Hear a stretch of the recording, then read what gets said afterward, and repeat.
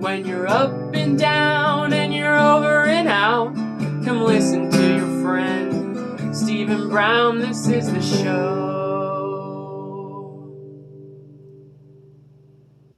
Welcome back to episode 4 of Breaking It Down with Browne. I'm your host, Stephen Browne. If you're new here, this is an internet talk show where I, the host, Stephen Browne, talk about pop culture. That's internet news, TV, anime, video games, anything I find interesting. I'm going to talk about it, and I'm going to tell you how I feel about it. If you're returning, thank you for coming back. Let's get started, guys. Let's get right into the news. Our first story today is that Disney Plus has confirmed a Wonder Man series, which is very interesting. I'm sure they're going to take a lot of liberties with this one. They have to take a lot of liberties with this one because Wonder Man is integral to Vision as a character, and now Vision is no longer a thing. There is the White Vision from WandaVision that left off. He's somewhere in the world floating around, so that's probably going to be connected to the Wonder Man series, and they will combine at some point. Because if you know your comics, you know that Wonder Man and Vision, I believe it was his soul, Wonder Man's soul or mind, is what created Vision as a person, and that's why him and Wanda became a thing, because Wonder Man was Wanda's boyfriend. So looking forward to that.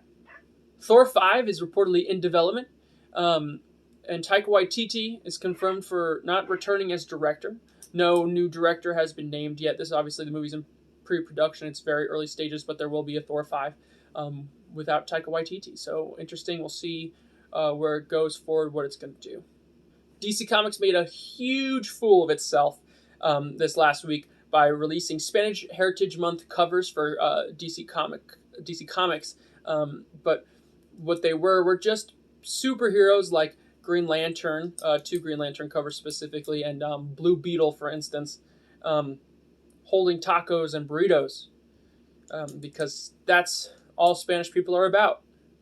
Big speculation here from the internet. People are saying that Penn Badgley, the lead actor from You, will be playing Reed Richards in the upcoming MCU film Fantastic Four, and not John Krasinski. I'm personally okay with this. I think John Krasinski was good as Reed. I think he works as well, but he's a little old, and Penn Badgley being 10 years younger I think is better, because I want Mr. Fantastic and the Fantastic Four to be around for longer, and a lot of people say, well, Robert Downey Jr. was the same age as John Krasinski when he started Iron Man and started the MCU train. The thing is that if it was up to me, Iron Man would still be around. He wouldn't be dead. Robert Downey Jr. would still be playing Iron Man. So, yeah, I want Reed Richards to be around longer. I would be happier if they hire younger and go with Penn Badgley. I'm not upset with that. I think he fits the role great. I think he's a great actor. And whoever they choose is going to be just fine. All right, here's our Light a Candle this week's story. For our Light a Candle story, where I light a candle to mourn something terrible, something sad. On the new episode of She-Hulk, in the post-credits scene, Megan Thee Stallion and She-Hulk busted down Tatiana. And I have to say, that shit was cringy as hell. You got no place acting up like that, Marvel. The Kardashian sisters, Sylvester Stallone, Kevin Hart, and even Dwayne Wade have received notices to cut back their water use, as they've surpassed their consumption limit by 150% in the last year.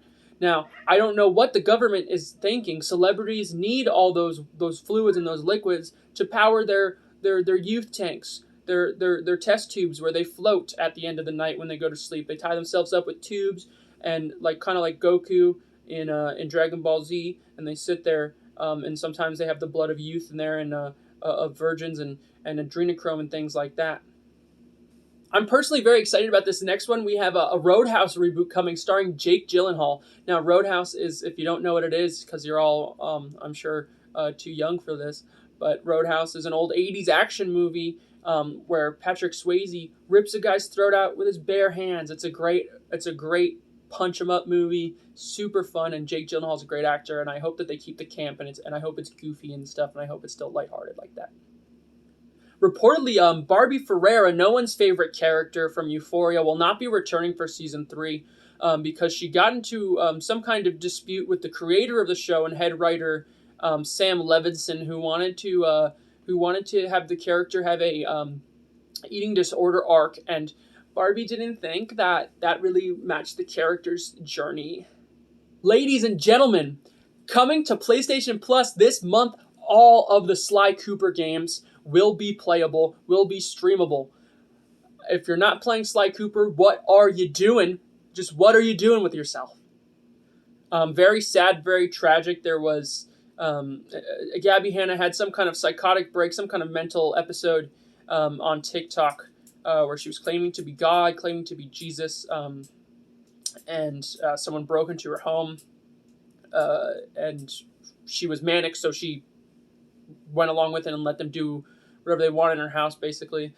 There's a good video about that, explaining the situation better, which I will be linking in the description, by Patrick CC. He makes good drama videos and stuff like that. So just check that out. I'm a huge G4 fan. I love Attack of the Show. Obviously, we message Cassim G here every week on the show. And I read online today, reportedly, Russell Aarons, the G4 TV president, exited the network. I hope that doesn't mean that there's bad things going on at the show. I hope that the network is doing fine. It's not going anywhere, hopefully. But I will definitely keep an eye out for that, because I watch them every week, and I just hope, I don't know, just love them. We love them over here, and we just hope that they keep making good content. Also, Vanessa on the ones and twos retweeted my girlfriend on Twitter. So that means we are this close. We're like loosely related. We have a chance of Cassim G maybe opening up those DMs soon, maybe hearing back from him, maybe getting a cameo of him on the show or something. So everyone's heard about this by now, but HBO Max, Warner Brothers, has completely nerfed itself and decided to take two of its biggest films they were working on, Batgirl and Scooby-Doo, I believe it was a Christmas special, and just, they were already on the cutting room floor, like done, and just threw them away. Just threw them out for tax write-offs, most likely, and they also got rid of tons of animated shows and things that you can't watch anywhere else right now, or like you can't even, I believe you can't obtain physically, and there's nowhere to stream them. Just kind of awful. I'm sure these things will come back, and there's a lot of public outcry. Something will be done, but I don't know who in charge there thinks that's a good idea, to just scrap movies that would cost millions, if not billions of dollars to create, and then also get rid of so many series and things. I like HBO Max too. It's one of my favorite apps, and I'm really sad that I think that they're having a merger with this. I didn't do a lot of research. I'm sorry, I didn't do a lot of research for this week's episode. But Discovery and HBO Max are merging the apps, and I hope it doesn't suck, because I like HBO Max. Watch The Rehearsal. Check it out. It's really good. Nathan Fielder. Time for another installment of Checking In on America's Sweetheart, Adam Driver. This just in, August 31st, Netflix released Adam Driver's new film, White Noise, based off of an old novel. It will be drama horror. Really excited to see what's up with that. And now for the segment where I message Cassim G on Instagram until we're best friends. Dear Cassim, how are you? Vanessa retweeted my girlfriend, but I can't get any love from you. It's okay. I know you're very busy over at G4. I hope you're taking care of yourself. Love, Stevie. We're starting a new segment here called Key Issues, where we'll be talking about comic books, but specifically, usually stuff I've read recently, and it'll be single issues or storylines that I think are worth purchasing for your personal collection. That's just a good standalone comic. Deadpool number 6 and number 7 are both really good standalone comics. You don't need anything to enjoy these two comics on their own, even from each other. Number 6 follows Deadpool on a bad day, just kind of in the dumps with this guy following him around trying to kill him. And every time before the guy can kills him, he gets hit by something, or something stops him. And he looks like Deadpool, but in a stupid costume, and he's trying to kill Deadpool and punish him for taking his name and his look, saying that Deadpool's a copycat of him. Issue number 7 was very, very fun. It was a Christmas issue with Deadpool accepting. One day on Christmas, all the kids in the world don't get toys, so they're mad at Santa Claus. So they put a hit out.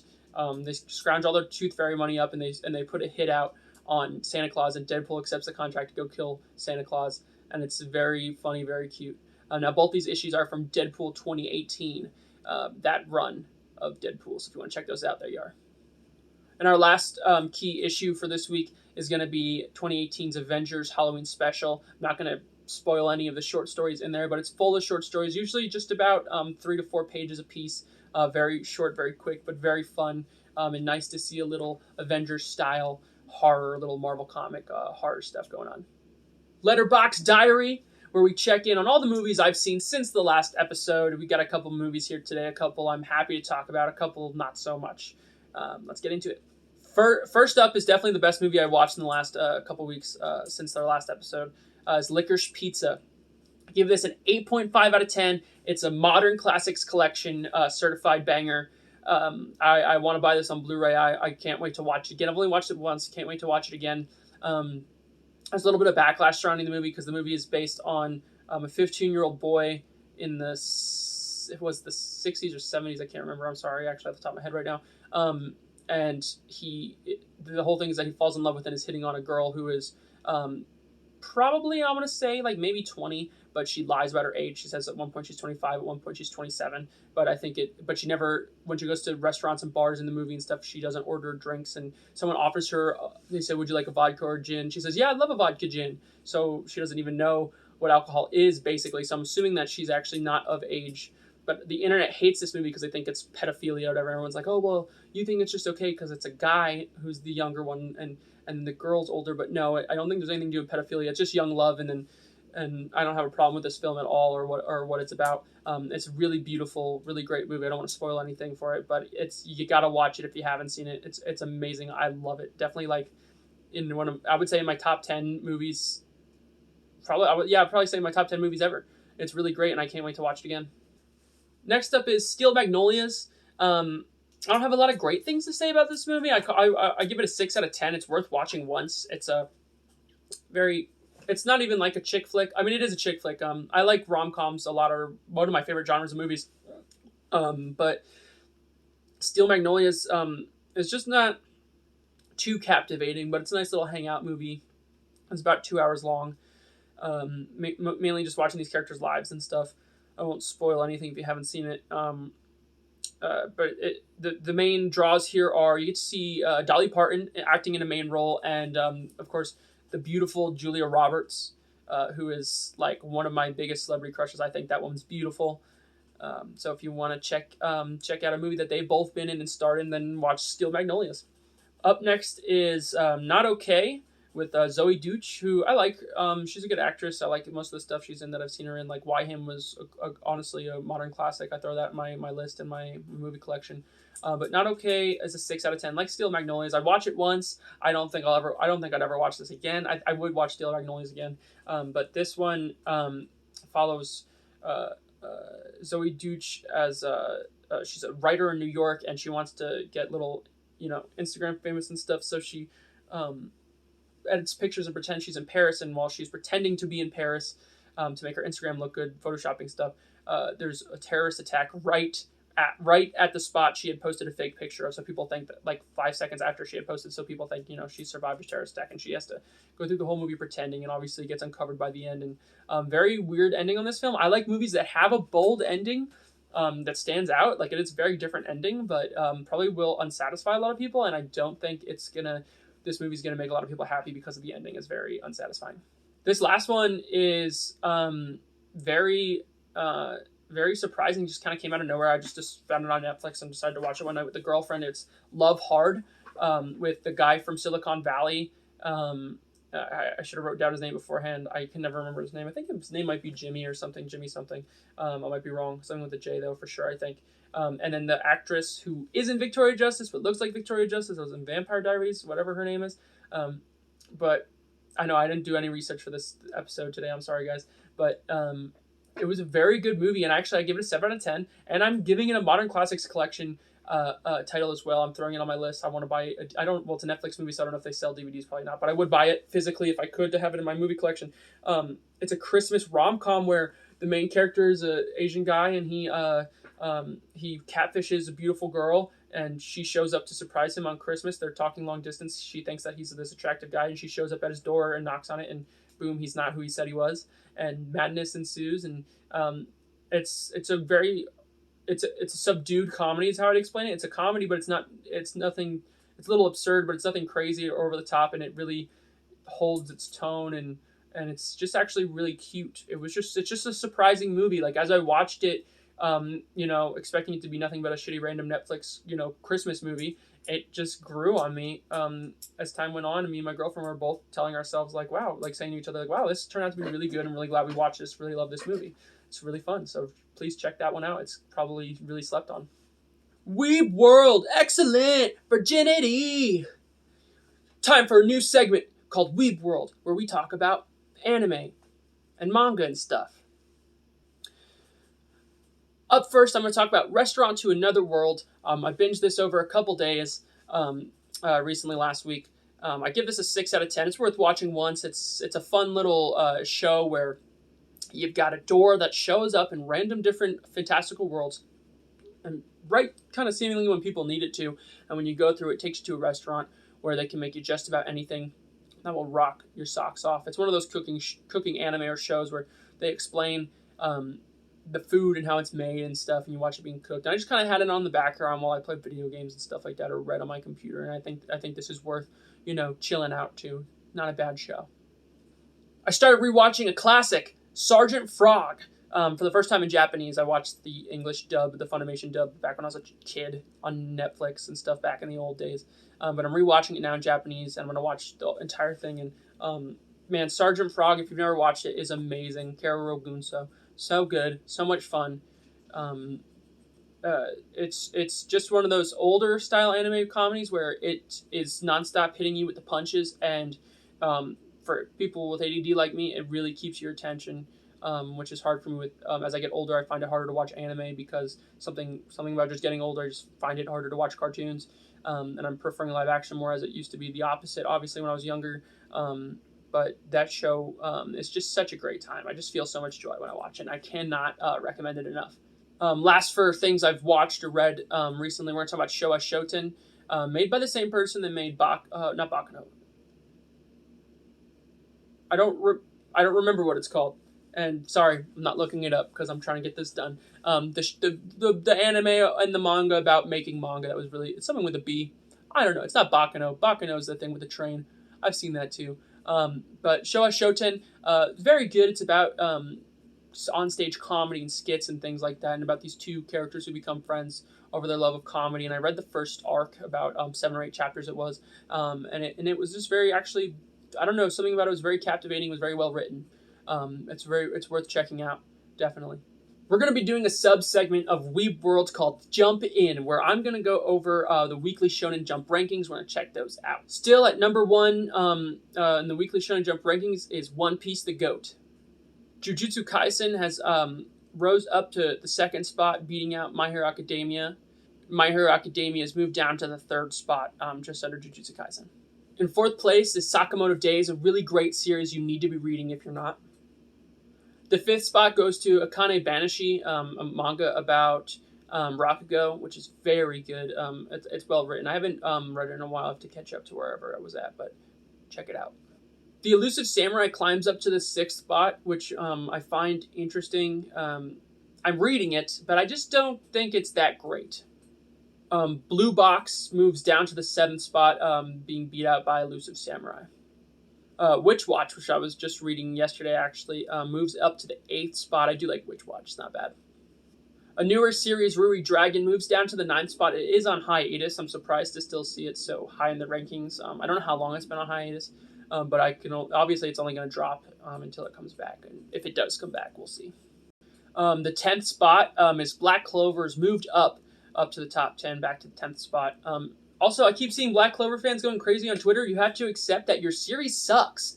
I mean, that's harsh. It doesn't suck. I read Black Clover. I like it. The anime's terrible, though. If you actually like the anime, you should probably kill yourself. But it's not as good as you think it is, dude. Sadly, Me and Roboco moves out of the top 10 down to 11 because of Black Clover. Me and Roboco is a very good comedy. You got to read it if you haven't. Mashal, the Harry Potter clone, Magic and Muscles, a parody, remains in its spot at 12. Mashal's all right.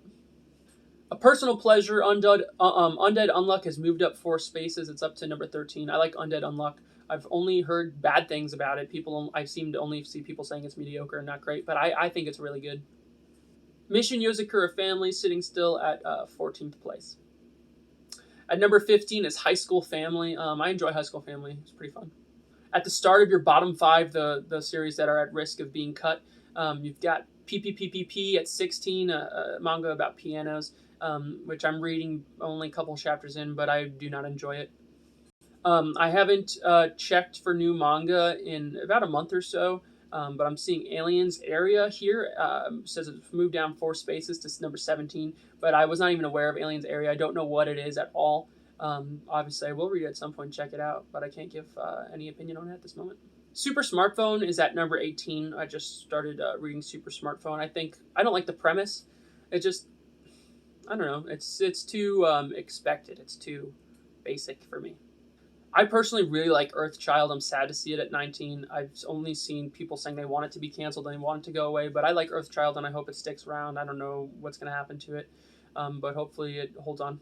In last place at number 20, which will probably be cut, I've only heard bad things about it as well, is Doron Dororon, and I read it. It's all right. It's pretty mediocre, though. It is super average, and I wouldn't be surprised if it gets cut, and I won't really be upset if it's gone.